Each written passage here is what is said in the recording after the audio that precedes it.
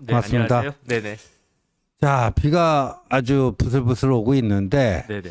참으로 이 비가 그래도 반가운 것은 가을을 재촉하는 비 같아요. 네네. 저 기상청 예보에 의하면 오늘 내일 비가 오고 나서 네.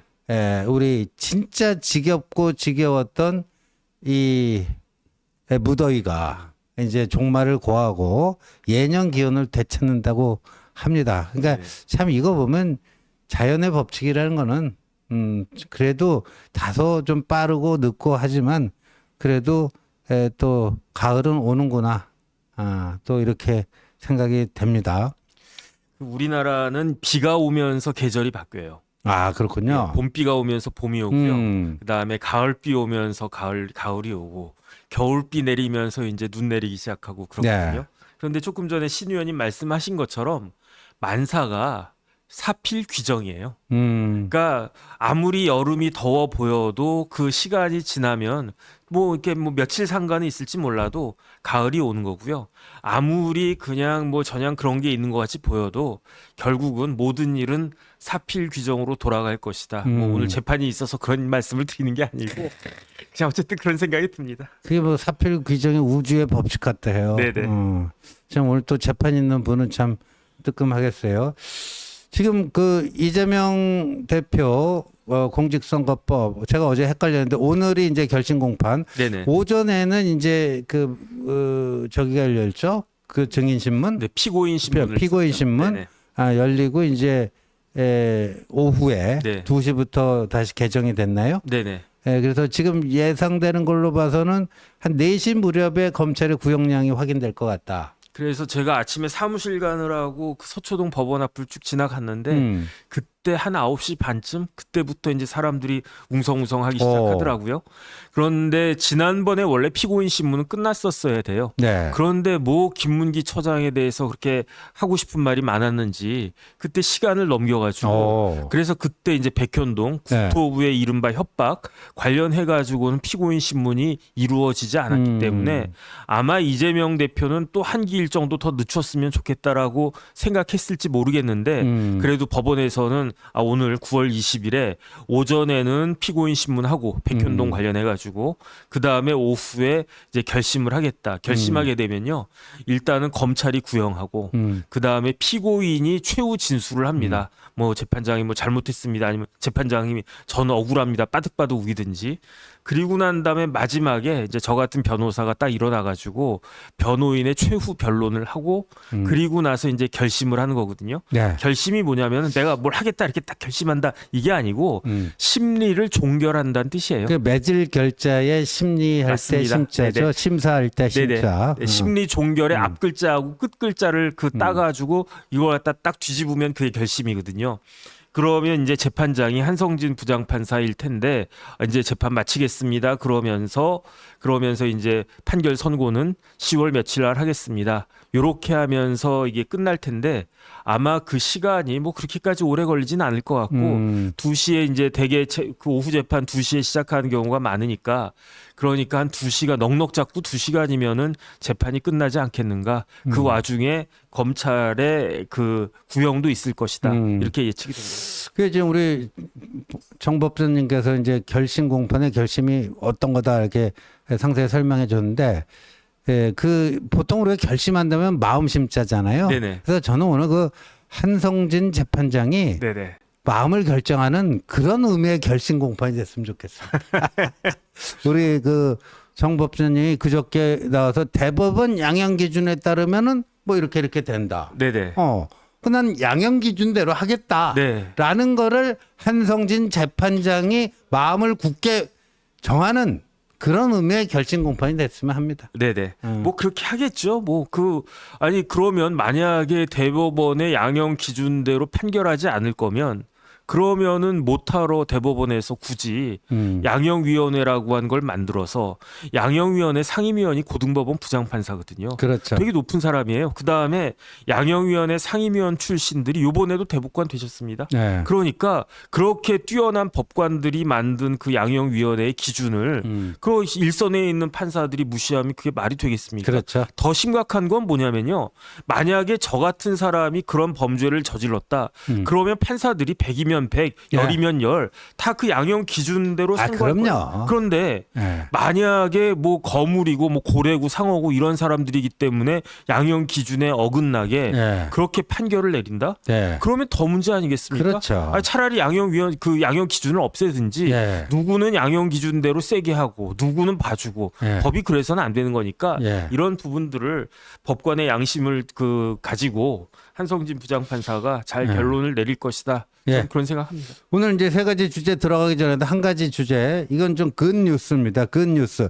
어제 뉴스 보신 분들은 알겠지만 한동훈 국민의힘 대표가 다른 일로 국회를 방문했던 의협의 이면택 회장과 번개 면담을 했다. 번개 면담. 한 1시간 정도 국회에서 번개 면담을 했다. 근데 면담 내용에 대해서는 자세한 게 알려진 게 없었고요. 한국일보 보도를 통해서 최초로 면담 사실이 알려졌는데 오늘 의협의 어제 면담에 대한 의협의 반응이 나왔습니다. 이 메디게이트 뉴스라고 하는 의료계의 그 인터넷 매체인데 여기서 어떻게 나왔느냐. 의협이요. 어제 만남과 관련해서 처음으로 신뢰에 기반한 태도 변화를 보여줬다. 이렇게 긍정평가를 했습니다. 이렇게 긍정평가를 했는데, 이 보니까요, 이렇게 이 매체에 얘기를 했네요. 한동훈 대표가 추석 내내 의정 갈등 해결을 위해 노력을 많이 했다. 의료계 얘기를 많이 들으려고도 하고 우리도 거기에 대해 유화적인 메시지를 낸 바 있다. 면담은 현재 상황에 대해 서로의 입장을 듣고 상황 인식을 공유하는 그런 자리였다. 이렇게 또 얘기를 했고요.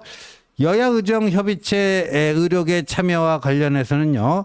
신뢰가 바탕이 돼야 의정 합의를 하더라도 합의 결과를 서로 수용할 수 있는 것인데 먼저 정부의 태도 변화가 우선되어야 한다.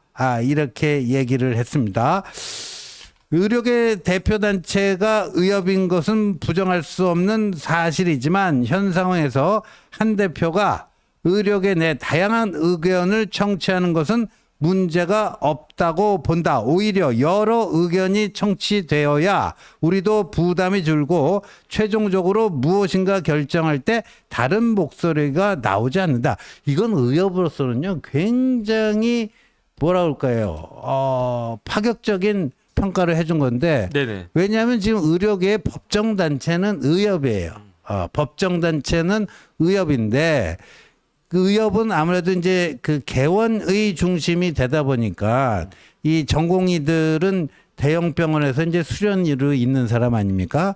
그러니까 이 전공의 문제하고는 조금 거리가 있는 거 아니냐? 그러니까 전공의 문제 대표성이 얼마나 있느냐? 의료계의 그런 내부 지적도 있는데 한동훈 대표가 의협 아닌 다른 곳하고 만나는 거에 대해서도 자기들은 긍정적으로 평가한다. 그래서 어제 만남이 꽤 진일보를 넘어서 몇 보 좀 진전된 느낌입니다. 그래서 이 정부가요 조금만 더 유연한 태도를 보여줬으면 하는데 네네. 지금 그 정법전님께서 한번 제 얘기를 듣고 판단해 주셨으면 하는데 네. 그 태도 변화라는 게 이런 겁니다. 크게 보면 한 3가지 정도인데 이 의료 공백의 책임이 어느 쪽에 있는지 당분간은 좀 그런 발언은 자제하자.